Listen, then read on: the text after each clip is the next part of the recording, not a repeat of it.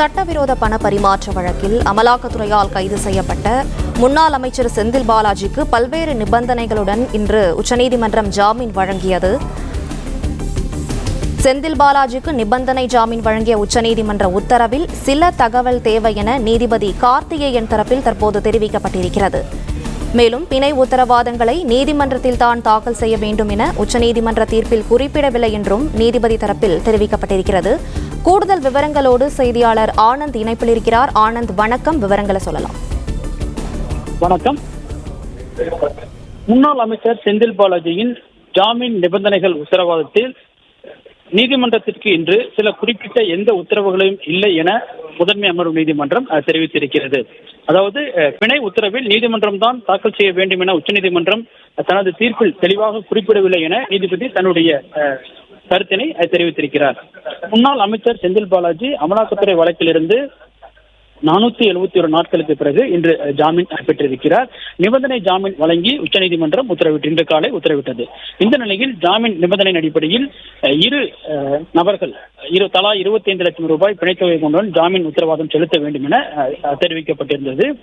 மேலும் விசாரணை நீதிமன்றத்தில் பாஸ்போர்ட்டை சரண்டர் செய்ய வேண்டும் என்பது உள்ளிட்ட பல்வேறு நிபந்தனைகள் நீதிமன்றம் விதிக்கப்பட்டிருந்தது. இந்த நிலையில் நீதிபதி இந்த 25 லட்சம் ரூபாய் பிணைத்தொகையை எங்கு செலுத்த வேண்டும் என உச்சநீதிமன்றம் தெரிவிக்கவில்லை. எனவே நீங்கள் அமலாக்கத்துறையிடம் அந்த உத்தரவாதத்தை செலுத்திக் கொள்ளுங்கள், நான் அந்த உத்தரவாதத்தை ஏற்பது தொடர்பாக சில கருத்துக்கள் இருப்பதாகவும் தெரிவித்தார். இதற்கு செந்தில் பாலாஜி தரப்பில் ஆஜராகியிருந்த வழக்கறிஞர் கௌதமன் ஆட்சேபம் தெரிவித்தார். ஏற்கனவே இந்த வழக்கினுடைய வழக்கு ஈனிடப்பட்டு சாட்சிகள் விசாரணை தொடங்கப்பட்ட நிலையில் நாங்கள் அமலாக்கத்துறையிடம் இந்த பாண்ட் தொடர்பாக உத்தரவாதங்களை தாக்கல் செய்ய முடியாது எனவும் உச்சநீதிமன்றம் அந்த வழக்கு தொடர்பான விவரங்களில் உத்தரவாத தொகை தாக்கல் செய்ய தெரிவித்திருப்பதால் நாங்கள் நீதிமன்றத்தில் தாக்கல் செய்வதாகவும், வேண்டுமென்றால் நீதிமன்றம் இந்த உத்தரவாதத்தை நிராகரித்து உத்தரவு பிறப்பியுங்கள், நாங்கள் உச்சநீதிமன்றத்தை நாடிக்கொள்கிறோம், எங்களுக்கு அதை தவிர வேறு வழி இல்லை, உடனடியாக நாங்கள் நாளை காலை உச்சநீதிமன்றத்தில் நாடி உச்சநீதிமன்ற உத்தரவின் அடிப்படையிலான ஜாமீன் நிபந்தனைகளை விசாரணை நீதிமன்றம் ஏற்க மறுத்துவிட்டதாக நாங்கள் தெரிவித்துக் கொள்கிறோம், எனவே அதை தெரிவியுங்கள் என தெரிவித்தார். இதற்கு நீதிபதி இதற்காக அமலாக்கத்துறையிடம் நீங்கள் தெரிவியுங்கள், அமலாக்கத்துறை சார்பில் யாரேனும் எதிர்ப்பு தெரிவிக்கிறார்கள் என்பது தொடர்பாக எந்த தகவலும் எனக்கு இல்லை, எனவே அமலாக்கத்துறை தரப்பில் நோட்டீஸ் கொடுக்கப்பட்டு அவர்கள் ஏதேனும் ஆட்சேபனைகள் இருந்தால் அது தொடர்பான பதிவு செய்து கொண்ட பிறகு நான் இதற்கு ஜாமீன் உத்தரவாதங்கள் அந்த நீதிமன்ற நிபந்தனைகள் ஏற்பது தொடர்பாக முடிவு செய்ய முடியும் எனவும் தெரிவித்தார்.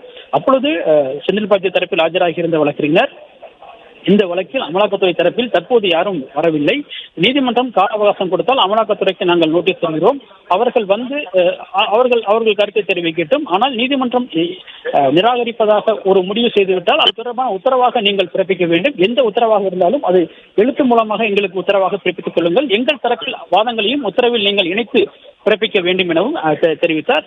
அப்போது நீதிபதி அமலாக்கத்துறை தரப்பில் நீங்கள் முறையாக நோட்டீஸ் கொடுக்கப்பட்டு அவர்கள் தரப்பிலும் இந்த வழக்கில் இந்த மனுவிற்கு ஏதேனும் விளக்கங்கள் கொடுக்கிறார்கள் என்பது தொடர்பாக பார்க்கலாம் என தெரிவித்தார். உடனடியாக அமலாக்கத்துறை தரப்பு வழக்கினரை ஆஜராக சொல்லி நீதிபதி உத்தரவிட்டு விசாரணையை சற்று நேரத்திற்கு தள்ளி வைத்திருக்கிறார். அமலாக்கத்துறை வழக்கறிஞர் வரும் வரை தாம் காத்திருப்பதாகவும் நீதிபதி தெரிவித்திருக்கிறார். எனவே தற்போதைய நிலையில் செந்தில் பாலாஜியினுடைய ஜாமீன் உத்தரவாதங்கள் ஏற்கப்படுமா என்பது தொடர்பாக இன்னும் சற்று நேரத்தில் தெளிவாகும். தற்பொழுது செந்தில் பாலாஜி வீடியோ கான்பரன்சிங் மூலமாக புழல் சிறையில் இருந்து நீதிமன்றத்தில் ஆஜர்படுத்தப்பட்டார். அவரிடம் எந்த கேள்விகளும் தற்போது கேட்கவில்லை. இருப்பினும் ஜாமீன் உத்தரவாதங்கள் ஏற்றுக் கொள்ளாத பட்சத்தில் செந்தில் பாலாஜி இன்று உடனடியாக சிறையில் இருந்து விடுவிப்பதற்கான வாய்ப்புகள் மிக குறைவு. ஜாமீன் உத்தரவாதங்கள் ஏற்றுக்கொள்ளப்பட்டால் மட்டுமே அவர் செந்தில் பாலாஜி இன்று சிறையில் இருந்து வெளிவருவதற்கான வாய்ப்புகள் உள்ளது.